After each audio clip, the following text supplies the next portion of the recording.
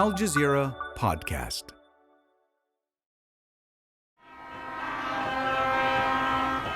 Horns and whistles, the sounds of demonstrators in Niger. They've been camped outside a French military base there for days. And they want the French to leave after years of intervention in West Africa. We want that they leave immediately. Now, immediately. If they don't leave, we will stay today, we will stay tomorrow, and every day. The protesters say they won't go until the French do. As for the French, President Emmanuel Macron sees Niger and the region a little differently. If France had not intervened, he said recently, we would not be talking today about Mali or Burkina Faso or Niger. These states would no longer exist today within their territorial limits. I can tell you that for sure. The military government that deposed Niger's president in July has already called for France's ambassador to leave the country. France ignored their deadline, and it continues to support the deposed president, still under house arrest by the military. I think that our policy is correct. It is based on the courage of President Bazoum, on the commitment of our diplomats and our ambassador who will stay despite pressure and despite illegal claims of authority, as well as on the efforts of our internal security forces and our army. So what's next for Niger? I'm Malika Bilal, and this is The Take.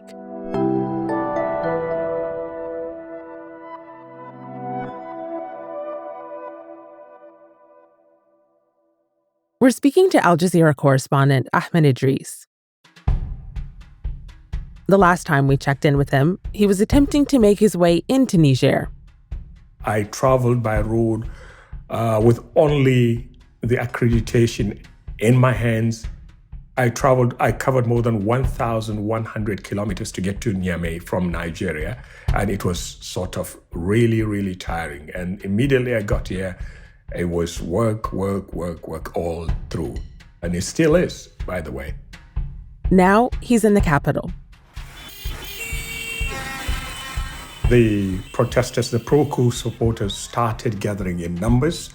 They marched towards the military base in a place called Escadrille, close to the airport. And that's where an estimated 1,500 French troops are sort of living at the moment. These include, of course, the French troops who are withdrawn from Mali after Mali sent them out. Niger's new government has canceled multiple military and defense agreements with France, but the base is still open. There are several agreements.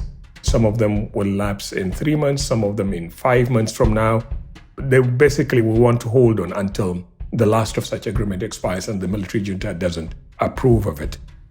And the base, it's worth noting, is also still defended by Nigerian security.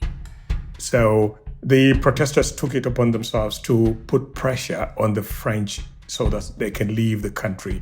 One of the agreements actually ended on Saturday, the 2nd of September. And that was when we saw a lot of people, we're talking about thousands of people, converged on the military base called Escadrille. They tried to forcefully enter the military base. The protest was supposed to have started in the afternoon, late afternoon. However, the protesters started gathering as early as 9:30 GMT, and that took the security forces by surprise. So before the security forces realized it, they were marching onto the military camp itself. Despite the barricades, they pushed through and they were held back after some scuffles and some intervention by the protest organizers. But what we saw on Saturday was really, really unprecedented since the coup started on the 26th of July.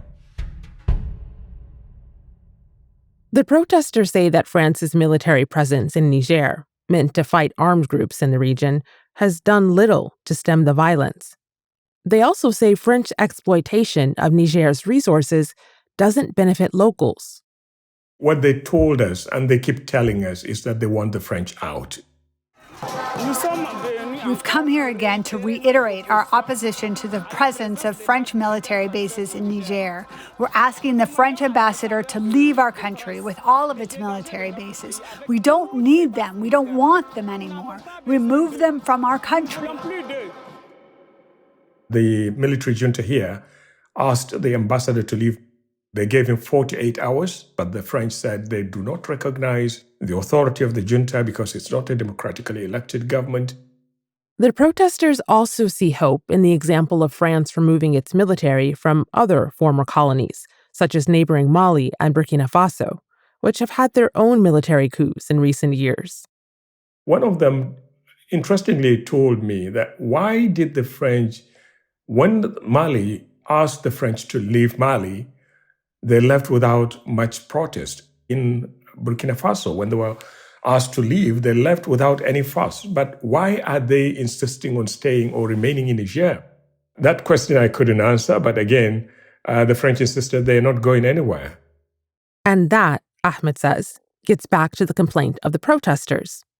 How does the French presence benefit the people in Niger? The basic complaint of protesters, especially coup supporters, is that for 13 years, this country was struggling with attacks by armed groups like Boko Haram, armed groups on the border with Mali and Burkina Faso allied to Al-Qaeda and ISIL. And there wasn't much the French did in ending these attacks. So they were like, they can't understand this. Despite its military presence, hundreds of troops in Niger, and of course, the military prowess, its communication, its military might and equipment, they can't understand why the French couldn't help them deal with these problems. We don't want macaroni anymore, or whatever his name is. I don't even care to know his name. We need another type of base here. For example, Russia. May Russia come here and support us. We need Russia. And we're also praying a lot for our brothers and sisters in arms, the Niger Armed Forces. May God help them to fight these traitors who have terrorized us for so many years. Secondly, they're also talking about the economy. Remember, the French have been mining uranium in this country for more than half a century. It was the EU's second largest supplier of natural uranium in 2022, with a share of 25% after Kazakhstan. It has some of the world's biggest deposits of uranium, a key ingredient in the nuclear industry. One protester in particular told me that go to the area where they're mining uranium. There's nothing there. No good roads, no electricity, water supply, even the basics in life. They said the French keep making profit, keep taking these resources out of the land, and the government sees only a little bit of it. As for French President Macron, he's apparently staying involved on a daily basis. He has said that he speaks to the deposed president every day while he's under house arrest. The deposed president actually is still held by the military.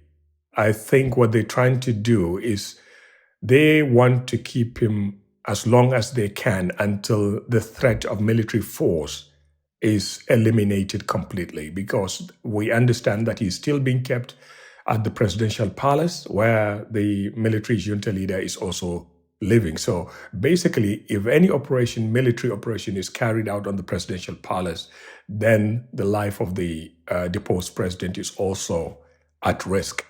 So Macron said he keeps talking to him on a daily basis, but the question people keep asking is that why are the phone lines still open, phone lines to Bazoum still open, that Macron was getting access to him, and how come the military didn't act on it? It's been long since we heard any report from his doctors or people who visited him, but we understand that he's keeping well. So basically, it's still a wait-and-see game, actually. Playing that wait-and-see game on the ground as a reporter has not been easy. Ahmed says anti-French sentiment has manifested itself against media as well. Basically, there are restrictions. In terms of talking to military personnel, nobody wants to talk to the media. Nobody wants to give you any information unless it's necessary. And you get stopped by the security forces when you move around and when they suspect that you are a foreigner, and especially if you don't have accreditation. And for example, journalists from countries considered hostile by the junta. We're talking about countries like France, like Nigeria, Ivory Coast, and all that are not trusted. In fact, in the early days of the coup, two French outlets, the RFI and France 24, France 24, were sort of shut down in Niger. So it's still a little bit difficult, but I see things easing up a little bit. I think there's been some trust that journalists need to be given the free hand to do their job. So we move freely at the moment. So what challenges do the country's new leaders face? That's after the break.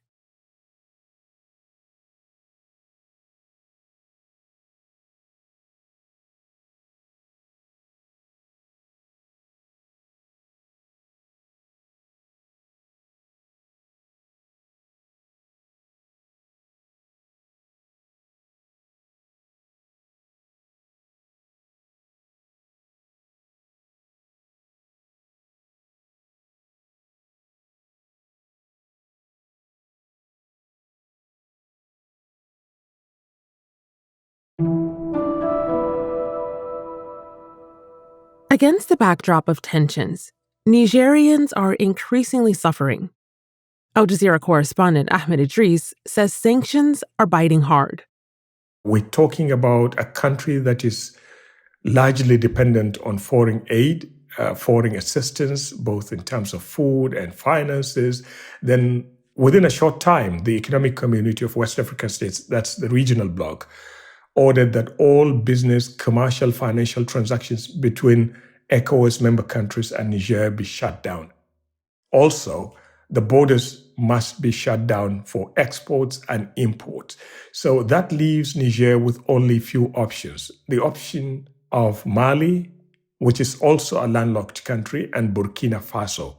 Now, to import stuff or foodstuff or other materials, medicines, construction equipment, everything that they need from these two countries or from Algeria is so expensive because of the distance. But in particular, Mali and Burkina Faso are very dangerous places. On the border with Niger, armed groups are operating.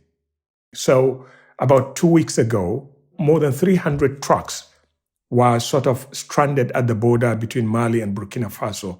But they couldn't get into Niger simply because of the security concerns here.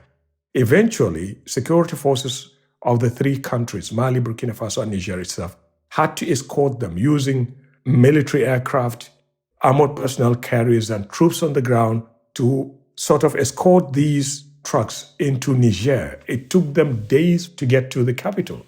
And all those perishable goods that were in there are considered gone. Now, because of that, the inflation in this country is rising to a level that the ordinary Nigerian cannot afford to buy enough food to feed his family. And apart from that, when ECOWAS announced a raft of sanctions against Niger, Nigeria, which was the main supplier of electricity to Niger, switched off and cut electricity supply to Niger. Right now, the biggest problem is when will these sanctions end and for how long will they be in place? Is the economy strong enough to deal with that? Because there are still people who have not been paid their salary for the month of August. So it's really, really difficult for people to get paid and to get food on the table. These are problems the country's new rulers will have to navigate. But for now, Ahmed says there appears to be no serious threat to their authority within Niger. Looks like the junta is in control.